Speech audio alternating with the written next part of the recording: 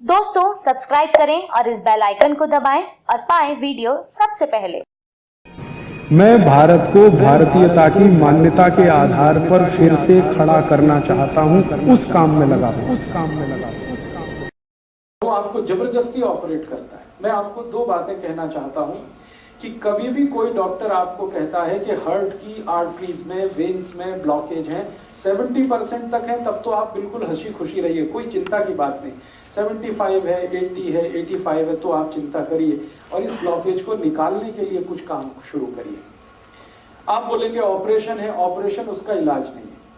क्यों इलाज नहीं है मैं बताता हूं आपको। ऑपरेशन होता क्या है? एक ऑपरेशन है जिसमें आपको एंजियोप्लास्टी किया जाता है। एंजियोप्लास्टी में क्या होता है कि मैंने बताया, ये जो एक तरह की आर्टरी है, मान लीजिए इसमें से ब्लड जाना है और ये रुक गई है, तो डॉक्टर एक छोटी सी स्प्रिंग है वो आपके आर्टरी में डालेगा, कट करेगा, यहाँ से आर्टरी को उठाएगा और स्प्रिंग उसमें इंसर्ट कर देगा। वो स्प्रिंग इतनी बड़ी होती है, वो जो बॉल पेन में आपने देखा है कि स्प्रिंग होती है, एग्जैक्टली वही स्प्रिंग, एग्जैक्टली वही स्प्रिंग, बस उस पर मेडिकेशन किया हुआ होता है, दवा उस पर लपेटी हुई होती है। वो स्प्रिंग 10 रुपए की बनती है, लेकिन आपके हार्ट में डलने के बाद उसकी कीमत 2 लाख रुपए हो जाए, सिर्फ 10 रुपए की बनती है। आपको हैरानी होगी ये जानकर कि इतनी लूट मची है। हाँ, इतनी ही लूट मची है इस देश में। 10 रुपए की चीज को आपके हार्ट में डाल के वो कहेगा कि अब तो 2 लाख का बिल हो गया, 2.5 लाख का बिल हो गया, 3 लाख का बिल हो गया। आपको पता नहीं है, आप क्रॉस चेक नहीं करते और हम ये मान के बैठे हैं कि ये तो भगवान है जो डॉक्टर है, लेकिन आपको मालूम नहीं है कि भगवान जब होता था डॉक्टर तब होता था, अब नहीं। अब तो वो शैतान से भी ज्यादा खतरनाक है। भगवान फिर भी आपकी जान ही लेगा, ये तो इतना शैतान है कि जान भी लेगा, पैसे भी निकाल लेगा आपके घर से। हाँ, ये तो शैतान से भी ज्यादा खतरनाक। इसलिए मैं आपको थोड़ा अवेयर करना चाहता हूं कि हार्ट की प्रॉब्लम लेके कभी भी किसी डॉक्टर के पास आप जाएं और कोई डॉक्टर आपको ये कह दे कि आपका कोलेस्ट्रॉल बढ़ गया, इसके कारण ब्लॉकेज आ गया है, या ट्राइग्लिसराइड बढ़ गया, इसके कारण ब्लॉकेज आ गया है, तो आप बिल्कुल मत घबराइए जब तक आप अपनी रिपोर्ट नहीं देख लेते कि इसमें कितना % है। अगर 70 या 70 से नीचे है तब तो चिंता करने की बात ही नहीं। घर आइए, आराम से सोइए, खाइए पीजिए। 70 प्लस है तो जरूर थोड़ी चिंता की बात है, लेकिन उस चिंता को दूर करने के लिए कुछ उपाय हैं जो मैं आपको बताना चाहता हूँ। ऑपरेशन उसका उपाय नहीं है। क्यों? मान लीजिए उसने एक आर्टरी को कट किया और एक स्प्रिंग डाल दिया। स्प्रिंग मैंने कहा इतनी सी है, इतनी सी स्प्रिंग यहां आ गई, ठीक है। अब ये स्प्रिंग डाल दी तो इसमें होगा क्या कि आर्टरी का थोड़ा एक्सपेंशन हो गया, तो खून ज्यादा जाने लगेगा। 1-2 दिन आपको बहुत रिलीफ लगेगा, लेकिन आगे और पीछे जहां स्प्रिंग है ना, उसके आगे और उसके पीछे वहां फिर जमा हो जाएगा क्या? कचरा, कीचड़, कोलेस्ट्रॉल फिर जमा हो गया, तो फिर तकलीफ आएगी आपको। फिर दोबारा आप डॉक्टर के पास जाएंगे, फिर कहेगा आपको एक और एंजियोप्लास्टी कराना पड़ेगा। तो जहां पे उसने स्प्रिंग डाला था उसके आगे पीछे और एक डाल देगा, फिर आपका 2-2.5 लाख का खर्चा। फिर उसमें क्या होगा, जहां स्प्रिंग पड़ गई वहां से तो ब्लड निकल गया, फिर उसके आगे और पीछे फिर वही समस्या। मतलब सीधा सा ये है कि ब्लॉकेज होने की टेंडेंसी जब तक आपके ब्लड में रहेगी तब तक ये होता ही रहेगा, आप चाहे कितनी एंजियोप्लास्टी करा लीजिए। और एक आर्टरी में 2 या 3 से ज्यादा एंजियोप्लास्टी हो नहीं पाती क्योंकि वो बहुत वीक हो जाती है। तब डॉक्टर आखिर में कहता आप बाईपास सर्जरी करा लो। बाईपास सर्जरी में क्या होगा, जो आर्टरी है उसके पैरेलल एक दूसरी आर्टरी लगाएगा और इसको बंद कर देगा। लेकिन अगर ब्लॉकेज की टेंडेंसी उसमें भी बनी हुई है तो थोड़े दिन में उसमें भी ब्लॉकेज आ जाएगा। कीचड़ भरने की अगर नाली में टेंडेंसी है तो नाली कितनी भी नहीं बनाते रहो, कीचड़ भरने ही वाला है। आप कुछ ऐसी व्यवस्था करो कि पानी के साथ नाली में कीचड़ ही ना जाए, ब्लड में कोलेस्ट्रॉल बढ़े ही नहीं, ट्राइग्लिसराइड बढ़े ही नहीं। और कोलेस्ट्रॉल बढ़े तो वो बढ़े जो अच्छा वाला है, जिसको हम HDL कहते हैं। खराब वाला क्यों बढ़े? LDL और VLDL। तो मूल बात जो हमें समझने की है वो ये कि हार्ट की प्रॉब्लम में कभी भी आपको डायग्नोसिस कर दिया किसी डॉक्टर ने कि आपको हार्ट अटैक आने वाला है, हार्ट फेल होने वाला है, कार्डियक अरेस्ट होने वाला है क्योंकि आपकी आर्टरीज में यहां ब्लॉकेज है, यहां ब्लॉकेज है, तो इसमें चिंता नहीं करना है, चिंतन करना है। चिंता करेंगे आप, घबराएंगे, घबराहट में वो सारे पैसे आपके निकाल लेगा, क्योंकि यही आपका वीक पॉइंट है। आप चिंतन ये करिए कि मेरे ब्लड में जो खराब कोलेस्ट्रॉल है वो बढ़ क्यों रहा है, ये कम हो जाना चाहिए। अब ब्लड में खराब कोलेस्ट्रॉल बढ़ने से ही ब्लॉकेज है, तो खराब कोलेस्ट्रॉल बढ़ने के कारण जान लीजिए, किन कारणों से खराब कोलेस्ट्रॉल बढ़ता है और किन कारणों से अच्छा कोलेस्ट्रॉल बढ़ता है। जिंदगी में जितने भी लोग डालडा खाते हैं, डालडा आप समझते हैं, वेजिटेबल ऑयल, ये डालडा सबसे खराब वस्तु है जो खराब कोलेस्ट्रॉल को बढ़ाती है। खराब कोलेस्ट्रॉल मैंने फिर बोला एलडीएल और वीएलडीएल। एलडीएल और वीएलडीएल आपके खून में सबसे ज्यादा तब बढ़ता है जब आप डालडा खाते हैं और रिफाइंड ऑयल खाते हैं और डबल रिफाइंड ऑयल खाते हैं, ट्रिपल रिफाइंड ऑयल खाते हैं। तो refined oil, double refined oil, triple refined oil, Dalda, ये 4 नाम हमेशा याद रखिए जो सबसे खतरनाक है आपकी जिंदगी के लिए। इनसे जुड़े हुए अगर प्रोडक्ट आपके घर में हैं, डालडा या डालडा का कोई भी प्रोडक्ट, XYZ ब्रांड नेम से आ सकता है। रिफाइंड ऑयल का कोई भी प्रोडक्ट XYZ नेम से आ सकता है, वो रुचि हो सकता है, वो सोया हो सकता है, वो गगन हो सकता है, वो पता नहीं क्या क्या नाम से हो सकता है। ये सब वो प्रोडक्ट हैं जो आपके शरीर में खराब कोलेस्ट्रॉल का निर्माण करते हैं।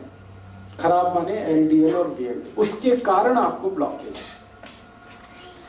तो क्या करना चाहिए? इमीडिएट आपको फैसला करना चाहिए कि भाई हमारे घर में डालडा नहीं आएगा, हमारे घर में कोलेस्ट्रॉल खराब बढ़ाने वाला कोई भी प्रोडक्ट नहीं आएगा। तो डालडा हटा दीजिए, अपने भोजन से डालडा निकाल दीजिए और रिफाइंड ऑयल भी निकाल दीजिए, डबल रिफाइंड भी ऑयल निकाल दीजिए। तो रिफाइंड और डबल रिफाइंड और डालडा निकालते ही आपका कोलेस्ट्रॉल घटना शुरू हो जाए इमीडिएट। और अगर आप चाहें तो 3 महीने ऐसा खाना खा के देख लीजिए जिसमें डालडा की 1 बूंद भी ना डाली गई हो और रिफाइंड और डबल रिफाइंड ऑयल ना इस्तेमाल किया गया हो। 3 महीने में वो डॉक्टर ही कह देगा अरे आपका तो बहुत कम हो गया LDL और VLDL। तो कारण आपको पता होना चाहिए। कारण सबसे बड़ा जो है बैड कोलेस्ट्रॉल, खराब कोलेस्ट्रॉल जो हार्ट अटैक लाता है, कार्डियक अरेस्ट लाता है, उसको लाने वाला जो प्रोडक्ट है, जो वस्तु है आपके रसोई में, वो डालडा है, रिफाइंड ऑयल है, डबल रिफाइंड ऑयल है। अब आप उल्टा कहेंगे कि डॉक्टर तो सब बोलते हैं रिफाइंड ऑयल खाओ, हार्ट की प्रॉब्लम से बचना है तो डबल रिफाइंड खाओ और अच्छा है। डॉक्टर इसलिए बोलते हैं कि उनका आपस में एक दूसरे के साथ जबरदस्त कनेक्शन है। रिफाइंड और डबल रिफाइंड ऑयल बेचने वाली कंपनियों का डॉक्टरों के साथ कनेक्शन है। डॉक्टर उनका जितना भी प्रिस्क्रिप्शन करेंगे, कंपनियों का धंधा चलेगा, कंपनियों का धंधा चलेगा तो डॉक्टरों का भी धंधा चलेगा। लोग जितना ज्यादा रिफाइंड और डबल रिफाइंड खाएंगे उतना हार्ट अटैक आएगा, उतना हार्ट अटैक आएगा तो डॉक्टरों की भी चांदी है, कंपनियों की भी चांदी है। इसलिए आप विज्ञापन देखकर टेलीविजन पर कभी भी जिंदगी के बारे में फैसला मत करिए। टीवी पर ऐसे ऐसे विज्ञापन आते हैं, कोई पत्नी अपने पति के बारे में बात करती हुई कहती है कि इनको तो ये तकलीफ है तो मैं उसी दिन से सोया वनस्पति ऑयल ले आई, तो ये ऑयल ले आई, तो वो ऑयल ले आई। बस यही खतरनाक, क्योंकि एक भी विज्ञापन सच नहीं होता और सच विज्ञापन करने की उनकी कोई जवाबदारी नहीं है, क्योंकि सरकार ने उनको झूठ बोलने का लाइसेंस दिया। एक भी विज्ञापन सच नहीं होता और सच बात विज्ञापन में बताई नहीं जाती। तो आप टीवी विज्ञापन देखकर कभी भी ये डिसाइड मत करिए कि हमारे घर में क्या लाना है क्या नहीं लाना। वो ऑयल के बारे में है तब तो बहुत कॉशियस नहीं। तो आप जैसे ही डालडा हटाएंगे, जैसे ही ये रिफाइंड और डबल रिफाइंड ऑयल हटाएंगे, 3 महीने आप देशी घी में खाना बना के खा लीजिए, देशी घी, आप देखेंगे आपका कोलेस्ट्रॉल कम होना शुरू हो जाएगा, ट्राइग्लिसराइड कम होना शुरू हो जाएगा। अब ये महत्व की बात है जो आपने कहा वो भी नकली है, तो असली बना लीजिए घर में। दूध आपके पास आता है, दही बना लीजिए, उसमें से मक्खन निकाल लीजिए, मक्खन को गर्म करके घी बना लीजिए, वो आपके घर में ही है। मेरा कहने का मतलब ये है कि आप घी के लिए देशी घी जितना ज्यादा खाएंगे बैड कोलेस्ट्रॉल उतना कम बनेगा, डालडा जितना खाएंगे बैड कोलेस्ट्रॉल उतना ज्यादा बनेगा, रिफाइंड और डबल रिफाइंड खाएंगे और ज्यादा। तो पहली बात अपने जीवन में याद रखिए कि हार्ट से जुड़ी हुई किसी भी प्रॉब्लम में तेल तुरंत बदल दीजिए। फिर आप बोलेंगे अच्छा डालडा छोड़ दिया, तो डालडा छोड़ के घी पे आ जाइए। और घी में मैं आपसे कह चुका हूं कि गाय का हो तो बहुत अच्छा है। गाय का घी जिस पर 12 साल मैंने रिसर्च किया है, 1 ग्राम भी कोलेस्ट्रॉल नहीं बढ़ने देता। गाय के घी में ऐसी तासीर है। हाँ मैं बताता हूँ, 1 मिनट। गाय का घी 12 साल तो मैं रिसर्च कर लिया, हजारों साल हमारे ऋषि मुनियों ने रिसर्च कर लिया। गाय का घी 1 ग्राम भी कोलेस्ट्रॉल किसी का बढ़ने नहीं देता, कितना भी खा लें आप, 1 ग्राम भी नहीं बढ़ने देता। बढ़ने देता है जो घी, वो भैंस का है। तो जिनको हार्ट की प्रॉब्लम है उनको भैंस का घी तो छोड़ ही देना अच्छा है, गाय का घी कहीं से अरेंज करना। अब आप बोलेंगे गाय नहीं है तो गाय लाइए, गौशाला है पटियाला में, वो गौशाला वालों से निवेदन करिए, वो देशी गाय पालेंगे, आपको घी भी देंगे, दूध भी मिलेगा।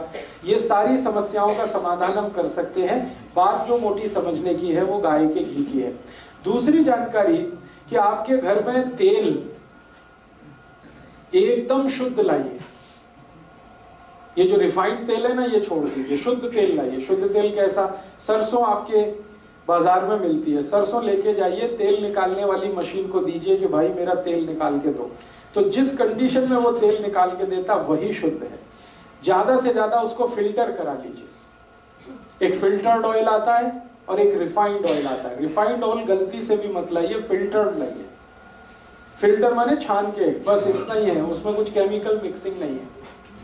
तो आप फिल्टर ऑयल लाएंगे, सरसों का लाएं तो, नारियल का लाएं तो, मूंगफली का लाएं तो, तिल का लाएं तो, जो तेल आप खाते हैं।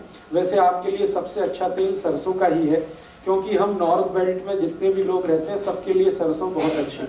तो सरसों का तेल तो सबसे ही अच्छा है, लेकिन कोई लोग ऐसे भी हैं जो नारियल का तेल खाते हो या मूंगफली का खाते हो या तिल का खाते हो, उनके लिए भी मेरा यही रिक्वेस्ट है कि शुद्ध तेल लाइए। नारियल का लाएं तो, तिल का लाएं तो, मूंगफली का लाएं। तो आप कहेंगे वो बहुत गाढ़ा होता है। मैं आपको एक जीवन का ऐसा सच बताना चाहता हूं जो डॉक्टर जानता है लेकिन वो बताता है। तेल जितना गाढ़ा होगा उतना अच्छा, दूध जितना पतला होगा उतना अच्छा।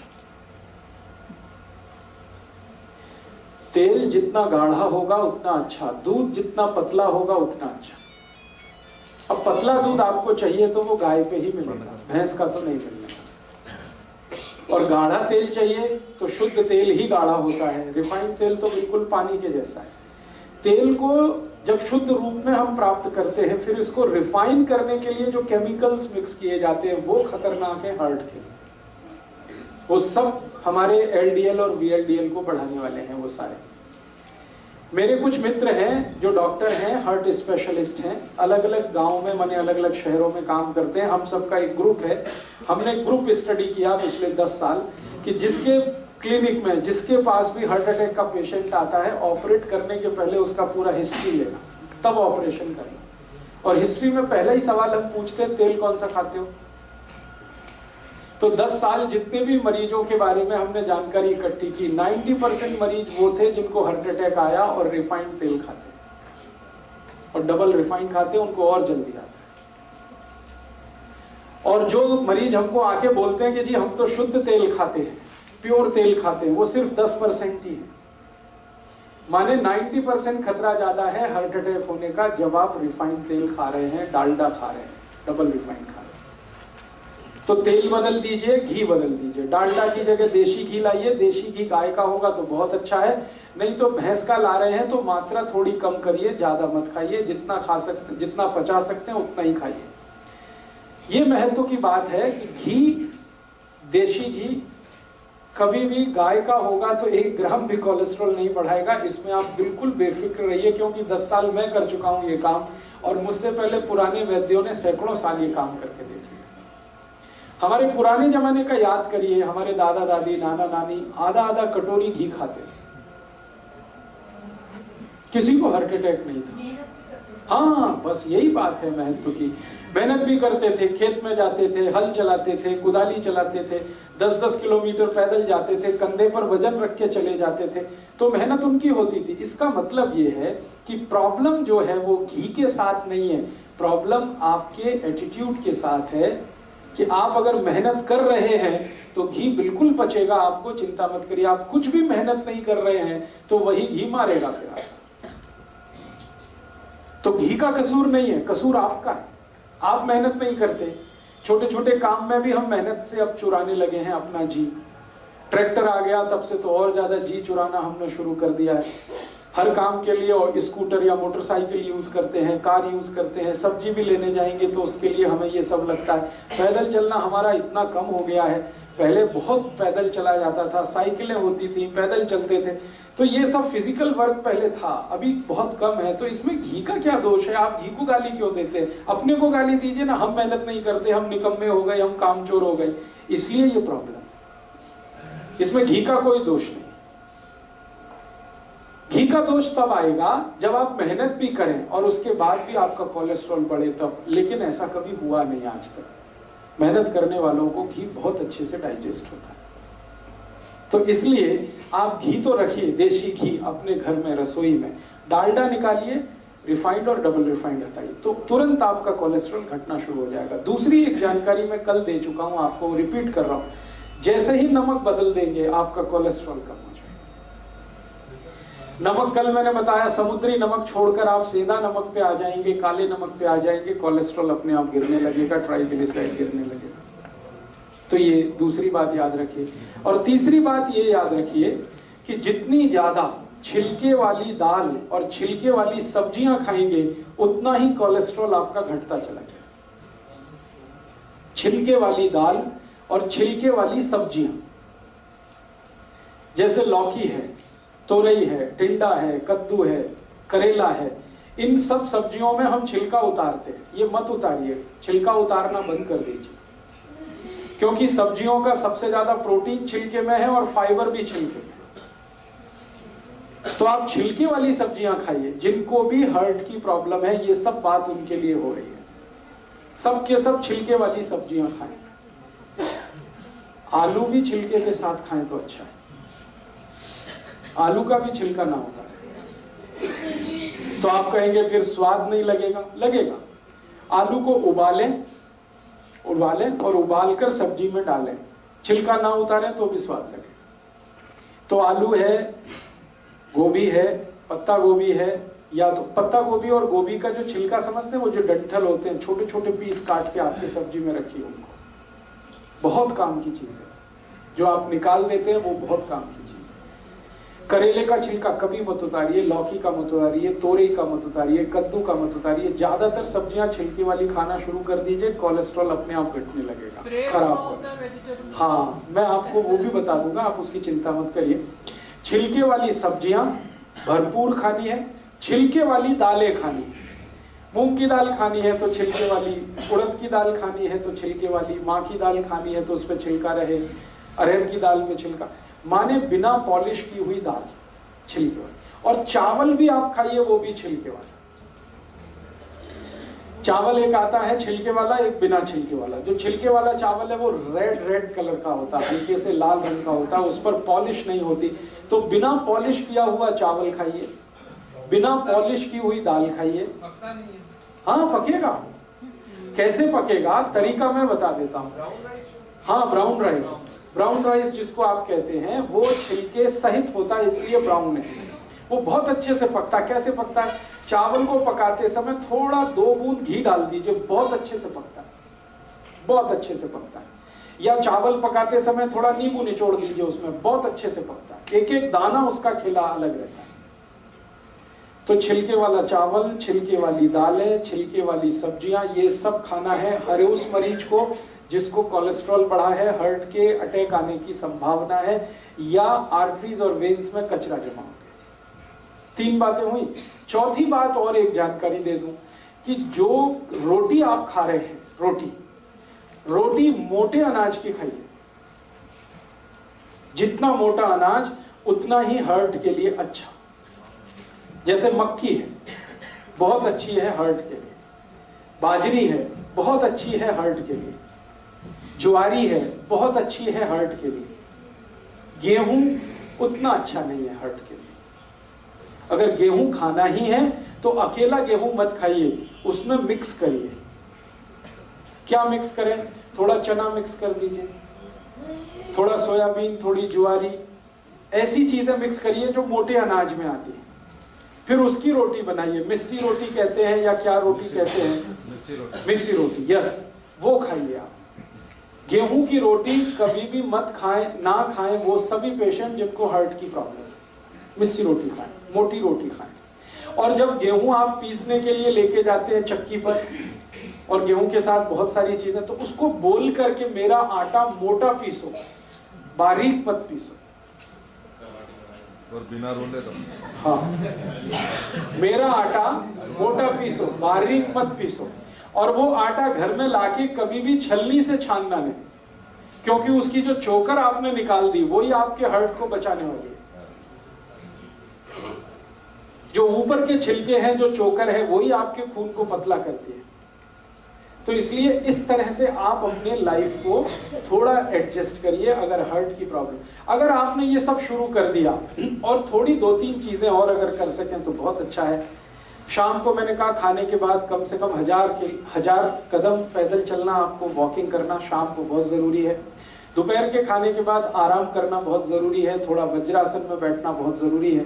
ये सब करते हुए अगर आपने अपने आप को ढाल दिया तो मैं आपको स्टाम्प पेपर पे लिख के देता हूं, जिंदगी में कभी भी हार्ट अटैक नहीं आएगा, कितना भी कोलेस्ट्रॉल बढ़ा हुआ रहने दो।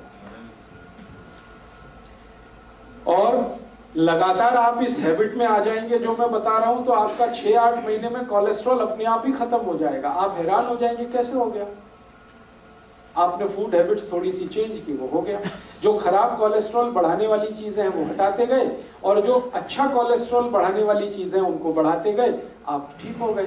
तो बिना मेडिसिन के, बिना ट्रीटमेंट के, बिना ऑपरेशन के आप अपने हार्ट की प्रॉब्लम को ऐसे ठीक करें। अब आप बोलते हैं इसमें और कुछ कर सकते हैं, हाँ, और अगर कुछ कर सकते हैं तो कर लीजिए। कुछ ऐसी चीजें खाइए जो कल से मैं बात कर रहा हूं, जो एल्कलाइन है। सारी एल्कलाइन चीजें खून को गाढ़ा होने से बचाती हैं और पतला बनाती हैं। तो आप बोलेंगे क्या खाएं, बहुत सारी चीजें हैं हमारे आसपास। सबसे एल्कलाइन चीज है हमारे भोजन में या आसपास की रसोई में और पड़ोस में, आंवला। भरपूर आंवला खाइए। अब भरपूर आंवला खाने से मतलब नियमित रूप से आंवला खाइए, ये नहीं कि 1-2 किलो एक बार में खा जाए। भरपूर खाने का माने नियमित खाइए, 6 महीने, 8 महीने, साल भर 2 आंवले रोज खाइए। जिनको भी हार्ट की प्रॉब्लम है, ड्राई खा लें, चटनी बना के खा लें, मुरब्बा बना के खा लें। फिर कोई बोलेगा मुझे डायबिटीज भी है और हार्ट की भी प्रॉब्लम है, तो जो डायबिटिक है वो मुरब्बे वाले आंवले को पानी में धो के उसे खा लें। आंवले की कैंडी आती है उसे खा लें। आंवला किसी भी रूप में खाना, 2 बहुत खून को व्यवस्थित करता है आंवला, एक चीज। दूसरी और चीज क्या खा सकते हैं, अगर आपकी थोड़ी भी कैपेसिटी है खर्चा करने की, तो आप ये एलोवेरा जूस पी लें। बहुत एल्कलाइन है और खून को एकदम व्यवस्थित कर देता है। एलोवेरा जूस आसानी से उपलब्ध है, पटियाला में मिलता है। गुरप्रीत भाई से आप संपर्क कर लें, उनके पास व्यवस्था है। और भी कहीं मिलता हो, स्वामी रामदेव जी के यहाँ मिलता है, वहां से भी आप ले सकते हैं। एलोवेरा फ्रेश कितना खाया जा सकता है? हाँ, एलोवेरा फ्रेश अगर खाना चाहते हैं तो बहुत ही बढ़िया होगा, जूस से भी अच्छा होगा। एलोवेरा फ्रेश खाने का तरीका बता देता हूँ। उसका जो पत्ता आता है ना, वो काट के ऊपर वाला छील देना, उसको छिलका उतारना। हाँ, उतारना खाने के लिए।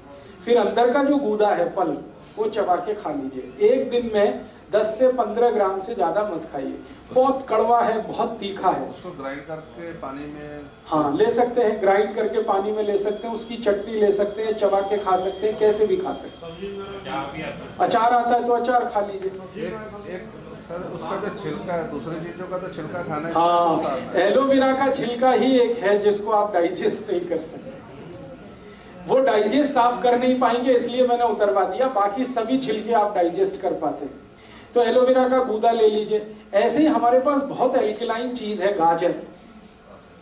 अभी 4 महीने गाजर का सीजन आ गया, खूब गाजर खा लीजिए। माने नियमित रूप से, खूब जहां भी मैं शब्द इस्तेमाल करूंगा, नियमित रूप से 3-4 महीने खा लीजिए। 2 गाजर रोज, 3 गाजर रोज चबा के खा लीजिए। बहुत एल्कलाइन है गाजर। मूली है जी, डायबिटीज वाले जरूर खा लें। भगवान का बनाया हुआ कोई भी मीठा पदार्थ डायबिटीज वाले खूब खाएं। आदमी का बनाया हुआ कुछ ना खाएं। ये सारी खतरनाक बीमारी आदमी के बनाए हुए मीठे पदार्थ में, जिसमें वो चीनी डाल देते। गाजर भगवान की बनाई है, आप खूब खाएं जी। जूस के लिए उसके प्रिस्क्राइब है बॉटल के ऊपर 30 ml टू 50 ml आप लें। 30 ml की तो जरूरत नहीं है, वो उन्होंने प्रेस्क्रिप्शन दिया है, शायद वो बहुत हाई डिग्री किसी पेशेंट को ध्यान में रख के। मैं आपको कह रहा हूं कि 10 से 15 ml ही पर्याप्त है।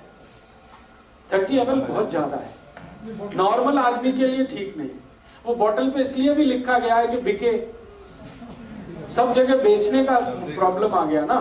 तो आपको तो मैं बता रहा हूं उस हिसाब से कि न्यूनतम दवा लेके या बिना किसी दवा के आप अपनी जिंदगी को कैसे मैनेज कर सकते। तो एल्कलाइन चीजें हैं, गाजर है, आंवला है, टमाटर है, पत्ता गोभी है, फिर बंद गोभी है, फिर ये आपके पास मूली है, फिर चौलाई है, फिर सरसों है जो आजकल साग के रूप में, ये सब एल्कलाइन है, सब हार्ट के लिए टॉनिक है ये सब। तो इन चीजों का इस्तेमाल करते हुए भोजन में देशी घी या तो शुद्ध तेल का इस्तेमाल करते हुए, नमक बदलते हुए आप चल पड़िए जिंदगी के रास्ते पर। एक बार अगर अटैक आ चुका है पुराने किसी समय में, दोबारा कभी नहीं आएगा। और जो भी ब्लॉकेज है वो बिना किसी दवा के अपने आप ही निकल जाएगा, क्योंकि बॉडी में ब्लॉकेज बनाने की टेंडेंसी है तो निकालने की भी टेंडेंसी है। दवा खाने की इसके लिए जरूरत नहीं है, मेडिसिन की इसके लिए बिल्कुल जरूरत नहीं है। अब एक आखिरी बात बता देता हूं, इमरजेंसी आ जाए, मान लो इमरजेंसी क्या होती है, आपने जैसा मैंने कहा वैसे सब मैनेज किया आपने, ठीक है, और शायद कोलेस्ट्रॉल आपका इतना बढ़ा हुआ हो कि ब्लॉकेज 99% पहुंच गया हो। उस कंडीशन में उसको रिड्यूस होने में 6-8 महीने लगते हैं। इस बीच में कभी इमरजेंसी आ गई तो, इमरजेंसी माने अटैक ही आ गया मान लो, तो भी घबराइए मत। मैं आपको एक जानकारी देना चाहता हूं कि 99% पेशेंट में ऑटोमेटिक बाईपास होता है। भगवान ने ऐसी व्यवस्था बनाई है शरीर में, ऑटोमेटिक बाईपास होता है, डॉक्टर नहीं करता, खुद ही होता है। कैसे होता है, मान लो मैं थोड़ी देर फिर पुरानी बात पे आता हूं, ये एक आर्टरी है, ये पूरी तरह से बंद हो गई, अब इसमें से ब्लड सप्लाई नहीं हो रहा है, तो ये जो बंद हो गई ना, इसके पैरेलल एक खुली हुई आर्टरी रहती है हमेशा। हर एक आर्टरी के पैरेलल एक दूसरी है, हर एक वेन्स के पैरेलल एक दूसरी वेन है। वो उसी समय के लिए भगवान ने दे रखी है कि ये बंद हो जाए तो दूसरी अपने आप खुल जाएगी, ऑटोमेटिक बाईपास हो जाएगी। इसलिए घबराइए मत, डरिए, भगवान ने बहुत सुरक्षा बनाई है आपके लिए। अब जान के रखिए इस बात को कि हो सकता है ऑटोमेटिक बाईपास हो जाए और आप डॉक्टर के यहाँ एडमिट हो, डॉक्टर को भी मालूम है कि इनका बाईपास हो चुका है, फिर भी वो कहेगा कि आपको तो बाईपास करना है, तो वो यहाँ से काट के फिर सिल देगा और कहेगा मैंने बाईपास कर दिया, मुझे पैसे दे दो। और हो सकता है उसने कुछ नहीं किया हो, क्योंकि बाईपास तो ऑटोमेटिक हो चुका है। ये सभी के शरीर में होता है, हर एक व्यक्ति के शरीर में होता है। हृदय की व्यवस्था ऐसी भगवान ने बनाई है। तो ऑटोमेटिक बाईपास 99% केसेस में होता है। 1% केस में नहीं हो पाता जब हार्ट फेल हो जाता है, उसी समय नहीं हो पाता, बाकी तो अटैक में तो होता ही है। इसलिए वहां भी ऑपरेशन की जरूरत नहीं है। हाँ, एक चीज जरूर ध्यान रखिए कि मान लीजिए इमरजेंसी है, आपको बहुत तेज पेन हो रहा है, एंजाइना का माने अटैक का, रात के 2:30-3 बजे के आसपास ही ये आता है। क्यों आता है वो जानना बहुत इंटरेस्टिंग है। शरीर के जितने ऑर्गन्स है ना, इंटरनल ऑर्गन्स, हार्ट है, किडनी है, लीवर है, इन सब का वर्किंग जो काम करने का एक खास समय है। एक खास समय पर हार्ट बहुत ज्यादा काम करता है, एक खास समय पर किडनी ज्यादा काम करती है, एक खास समय पर लीवर ज्यादा काम करता है। उसकी मैंने लिस्ट दी है, बाहर एक किताब है, 2 किताबों में ये लिस्ट है पूरी। आपका स्वास्थ्य आपके हाथ और अहिंसात्मक चिकित्सा, 2 किताबों में हर एक ऑर्गन का टाइम पीरियड मैंने दिया हुआ है कैलकुलेट करके कि ये हार्ट है, इसके काम करने का समय ही है 2:30 बजे से 4:30 बजे तक, ये ज्यादा काम करता है। बाकी समय काम नहीं करता ऐसा नहीं है, कम करता है। इसी तरह किडनी का समय है, इसी तरह लीवर का समय। तो जब ज्यादा काम करने का समय है हार्ट का, अटैक उसी समय आएगा। तो ज्यादातर अटैक 99% सुबह 2:30 बजे से 4:30 बजे के बीच में ही आते हैं। उस समय के लिए क्या करें, बहुत तेज पेन होगा, बहुत तेज तकलीफ आएगी, तो मैं आपको एक दवा का नाम बताता हूं, वो सब नोट करके रखें। ये रामबाण दवा है, बहुत सस्ती आती है, होम्योपैथी की दुकान में ये मिलेगी। इस दवा को आप इस्तेमाल करें जैसे सॉर्बिट्रेट इस्तेमाल करते हैं। सॉर्बिट्रेट के बारे में आप जानते हैं, गोली है जो जीभ के नीचे डॉक्टर कहता है रख लो, ये एक दवा ऐसी ही है होम्योपैथी में, वो बिल्कुल ऐसे ही काम करती है, आपको मरने से तो बचा ही लेगी। उस दवा का नाम है एकोनाइट, ACONITE,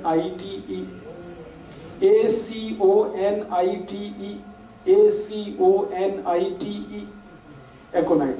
इसके आगे एक नंबर लिखना पड़ेगा, नंबर नहीं मिलेगी, 200 लिख दीजिए। एकोनाइट 200, ये लिक्विड फॉर्म में 5 मिलीलीटर की शीशी खरीद के रखिए, 10 रुपए की आती है, और उतनी शीशी से 100 लोगों की जिंदगी आप बचा सकते हैं। क्या करना है इसको, जब बहुत तेज एंजाइना का पेन है, हार्ट एरिया में, हार्ट रीजन में बहुत तेज पेन हो रहा है, इस दवा की एक बूंद जीभ पे डाल दीजिए पेशेंट पे, एक ही बूंद। 5-7 मिनट में ही वो कहेगा हाँ बहुत रिलीफ हो गया, ठीक है। फिर एक और बूंद डाल दीजिए 5-7 मिनट के बाद, फिर कहेगा और रिलीफ हो गया, और एक बार डाल दीजिए, बस 3 बार डाल के छोड़ दीजिए और भूल जाइए, और उसको भी कह दीजिए कि तुम भी भूल जाओ, फिर कुछ प्रॉब्लम नहीं है।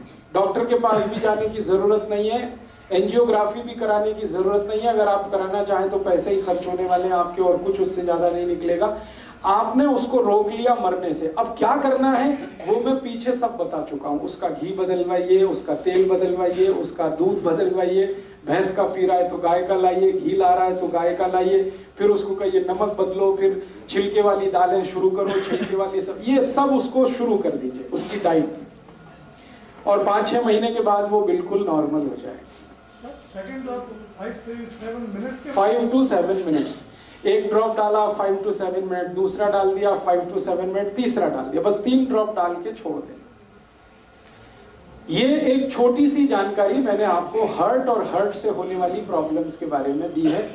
अब एक आखिरी जानकारी और दे देता हूं कि हमारी रसोई घर में एक बहुत अच्छी मेडिसिन है जो इन सब काम को बड़े आसानी से करती है। हार्ट में अगर ब्लॉकेज आ गया तो उसको निकालेगी, कोलेस्ट्रॉल बढ़ गया है तो उसको घटाएगी, कचरा जमा हो गया खून में तो उसको साफ करेगी। उस मेडिसिन का नाम है मेथी दाना। मेथी दाना बारीक, ये जो मेथी दाना है पीला पीला होता है, खाने के बाद देखेंगे तो बहुत कसेला होता है, कड़वा होता है। ये बहुत अच्छा टॉनिक है हार्ट के लिए। मेथी दाना नियमित रूप से हर उस पेशेंट को देना है जिसको अटैक आने की संभावना है या आ चुका है। एकोनाइट तो दे ही दिया, वो तो उस समय के लिए बच गया, भगवान की दुआ हो गई उसके ऊपर, ऐसा समझो। हाँ, जो बारीक होता है वो काम का है, जो बड़ा वाला है वो अचार के काम का है। छोटा मेथी दाना वही काम का है। अब इसको खाना कैसे है, हर उस पेशेंट को ये देना पड़ेगा जिसको ब्लड में कोलेस्ट्रॉल ज्यादा है, ट्राइग्लिसराइड ज्यादा है, कचरा जमा हो गया, कीचड़ भर गया, उसको साफ करने के लिए 1 चम्मच छोटा वाला मेथी दाना 1 गिलास गर्म पानी में रात को रखना, रात भर उस पानी को रखना, सवेरे वो पानी सिप सिप करके पीना, क्योंकि पानी पीने का नियम जो बताया वो ध्यान रखना, और मेथी दाना चबा के खाना, बस इतना सा काम करना। नहीं, बिल्कुल नहीं। रात को गर्म पानी में 1 गिलास, कांच का गिलास रहना चाहिए, उसमें 1 छोटा चम्मच मेथी दाना, छोटा मेथी दाना वो डाल के रख दीजिए, रात भर रखा रहने दीजिए, सवेरे पानी को सिप सिप करके पी लीजिए और उस दाने को चबा के खा लीजिए। हाँ, डालते समय पानी गर्म जरूरी है। दोबारा पीते वक्त पानी गर्म करने की जरूरत है, क्योंकि वो मेथी से ही बहुत गर्म हो चुका है, तासीर बदल जाती है उस पानी की, रंग बदल जाता है, आप देखेंगे पानी पीला हो जाएगा। लगभग 3 से 4 महीने लगातार, 90 से 120 दिन लगातार। फिर क्या करना है, 90% केसेस तो इतने में ही ठीक हो जाते हैं, 90 से 120 दिन में, लेकिन 10% केसेस ज्यादा कॉम्प्लिकेटेड है तो उनको शायद ज्यादा चलाना पड़ेगा। तो मेथी दाने का एक नियम है, वो ये कि 90 से 100 दिन देने के बाद 15-20 दिन के लिए उसको ब्रेक दे दीजिए, 15-20 दिन के लिए, और फिर वापस 90 दिन चला सकते हैं। तो 2 बार से ज्यादा शायद रिपीट मैंने आज तक किसी पेशेंट को नहीं किया, 2 रिपीटिशन में ही सब क्लियर करते थे। अब मेथी दाने में कुछ ऐसे केमिकल्स हैं जो खून को बहुत अच्छे से साफ करते हैं, साफ माने खून में जो कीचड़ वाला हिस्सा है, बैड कोलेस्ट्रॉल, वो सब खत्म कर देते हैं मेथी दाने के केमिकल्स। तो ये हमारे रसोई की बहुत अच्छी एक दवा है। और एक अच्छी दवा बता देता हूं, इसी के साथ चाहे तो वो ले सकते हैं, नहीं तो ये या वो दोनों में से कोई एक ले सकते। स्वामी जी अक्सर वो आपको बताते हैं लौकी का रस। ये लौकी का रस भी वही काम करता है जो मेथी दाना करता है। लौकी का रस आप जानते हैं, छिलका नहीं उतारना, लौकी के छोटे टुकड़े करके कद्दूकस में पीस के उसमें या मिक्सर में पीस के रस निकाल लेना। उस रस में तुलसी पत्ता, धनिया पत्ता और पुदीना पत्ता, ये कम से कम 5 से 10 तीनों, 5 पत्ते धनिया, 5 पत्ता पुदीना, 5 पत्ता तुलसी, या 10 पत्ते धनिया, 10 पत्ता पुदीना, 10 पत्ते तुलसी, ये तीनों मिक्स करके चटनी बना के, चटनी माने उसमें कुछ मिलाना नहीं, खाली पीसना, पीस के उसको रस में मिलाना, लौकी के रस में। और इस रस की मात्रा 1 कप, 1 कप माने 150 ml। फिर से रिपीट करता हूं, लौकी का रस निकालना है बिना छिलका उतारे, और उसमें 5 से 10 पत्ते धनिए का, 5 से 10 पत्ते पुदीने का, 5 से 10 पत्ते तुलसी का, तीनों पीस के डालना है। 1 कप रस होगा और इसमें तीनों पत्ते पीस के डाल दिए। अब ये पीना है। इसको सबसे अच्छा पीने का समय है सवेरे खाली पेट, और अगर सवेरे खाली पेट कोई नहीं पी पाता, कारण कुछ भी हो उसका, तो दोपहर को खाने के बाद तो जरूर लेना है, शाम को ये नहीं ले सकते। सवेरे तो खाली पेट पानी भी पीना जी, हाँ। चਿਰ बाद तो पानी पीने के लगभग 40 मिनट बाद, 40 से 45। एलोवेरा का जूस भी है जो बनाना घर में, वो भी हाँ, उसमें और 40 मिनट जोड़ दीजिए। पानी ले लीजिए, एलोवेरा जूस ले लीजिए, फिर 40 मिनट जोड़ के और आप ये रस ले लीजिए लौकी का, और अगर कुछ लेना है तो 40-45 मिनट गैप रखिए। हर एक दवा से दूसरी दवा के बीच में 40 मिनट से लेकर 1 घंटे का गैप बहुत जरूरी है। आयुर्वेद की कोई भी दवा खाने के इमीडिएट बाद ले सकते हैं। अब आप पूछेंगे खाने के इमीडिएट बाद तो लस्सी पीनी है, तो लस्सी पी लीजिए, फिर 40 मिनट बाद ले लीजिए। खाने के इमीडिएट बाद लेंगे, उसके आगे नहीं जा सकते, माने लंच टाइम तक आपको ये पी लेना है। शाम का समय इसके लिए अच्छा नहीं है। खाने तो बाद जी लस्सी है जो दही आ रही या रड़के आ रही मक्खन निकाल के। जिनको हार्ट की प्रॉब्लम नहीं है वो मक्खन ना निकालें, और जिनको हार्ट की प्रॉब्लम है वो मक्खन निकाल के। तो ये एक दवा मैंने बता दी। एक दवा हो गई मेथी दाना, हाँ हमेशा, हाँ पहले पानी, फिर एलोवेरा लेना है तो एलोवेरा, आंवला लेना है तो उसी के साथ एलोवेरा के साथ, फिर 40 मिनट 1 घंटे के बाद मेथी लेना है। इस तरह से आप शेड्यूल करिए। हर चीज का एक शेड्यूल एक याद रखिए, लिक्विड चीज सबसे पहले, सॉलिड चीज उसके बाद। अब मेथी दाने में कुछ तो सॉलिड पार्ट है और एलोवेरा जूस में कुछ भी सॉलिड नहीं है, तो पहले लिक्विड बाद में सॉलिड, सवेरे का ये नियम। और एक दो जब दवाएं बता देता हूं इसी तरह की जो काम में आएंगी हार्ट के लिए। आपको अपने ही रसोई में इसी तरह की और एक बहुत अच्छी दवा है, अर्जुन की छाल, वो भी बहुत एल्केलाइन है। इस अर्जुन की छाल का पाउडर आता है, आप उसको यूज करिए हार्ट के प्रॉब्लम के लिए, जिनको भी है कोलेस्ट्रॉल ज्यादा या ट्राइग्लिसराइड ज्यादा या खून में कीचड़ जमा है, जो मैंने बोला था। अर्जुन की छाल बाजार में मिलती है, 30-40 रुपए किलो है। इसमें शहद मिला के, शहद नहीं मिला सकते तो गुनगुने पानी में मिला के,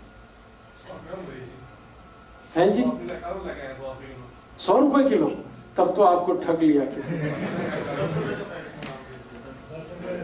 अगर आप उसको थोक बाजार से खरीदेंगे 30 से 40 रुपए किलो से ज्यादा भाव नहीं है उसका पूरे भारत। आप थोक में खरीद लीजिए ना, मैं कह रहा हूं मार्केट थोक में जाइए, 30 से 40 रुपए किलो से ज्यादा भाव ही नहीं है उसका। तो आप जो है अर्जुन की छाल का पाउडर, इसको भी इस्तेमाल कर सकते हैं हार्ट पेशेंट के लिए, ये भी बहुत एल्केलाइन है। और एक दो चीजें बताता हूं जो इसी तरह से एल्केलाइन है और हार्ट के लिए बहुत है। पाउडर ही लेना अर्जुन की छाल, शहद लेना है, शहद नहीं है तो गुनगुने पानी में मिला के लेना है। हाँ क्वांटिटी माफ करिए भूल गया, कभी भी लेना है अर्जुन की छाल का पाउडर एक बार में तो आधा टी स्पून, एक टेबल स्पून है, एक टी स्पून आधा, इतना ही लेना है एक बार में, एक दिन में। फिर दूसरे दिन लेना है, फिर उतना ही। 3 महीने लगातार आप इसे भी ले सकते हैं, अर्जुन की छाल। और माफ करिएगा, ये जितनी चीजें बता रहा हूं ये सब ऑल्टरनेटिव के रूप में बता रहा हूं, एक साथ सब मत ले लेना। मैं आपको बता रहा हूं कि इतने ऑप्शंस आपके पास हैं। आपके पास लौकी है, आपके पास मेथी दाना है, आपके पास अर्जुन की छाल है, आपके पास आंवला है, आपके पास एलोवेरा है। इतने ऑप्शंस भगवान ने दिए हैं आपको। ये सभी ऑप्शनल और ऑल्टरनेटिव हैं, ये एक दूसरे के कॉम्प्लीमेंट्री नहीं है। ध्यान रखना कि इसके साथ ये ले लें, इसके साथ। कुछ लोगों को लगेगा जल्दी ठीक होना है तो सब ले लो एक साथ, तो उल्टा हो जाएगा। हाँ, इसलिए जितने पॉइंट्स मैं बता रहा हूं, या तो ये या तो ये या तो ये, और इसलिए ज्यादा बता रहा हूं कि आपको इस बात का आइडिया हो कि हम कितने रिच हैं। भारत कितना रिच है कि खाली रसोई में हार्ट को ट्रीट करने की कम से कम 20 दवाएं हैं जो दुनिया के किसी किचन में नहीं, वो हमारे यहां। तो हमारी रिचनेस का पता चले। और दूसरा, हमारे पुराने बुजुर्ग, दादा दादी, नाना नानी जो कहते रहे हैं, उस पर आपका भरोसा बढ़े, इसलिए ये सब इतनी बता रहा हूं। वरना एक बता के मैं छोड़ देता कि इतना ही काफी है। दोस्तों, सबसे पहले तो चैनल सब्सक्राइब करें, फिर लाइक, कमेंट और शेयर करें। और हाँ, हमारा एंड्रॉयड ऐप डाउनलोड करना ना भूलें।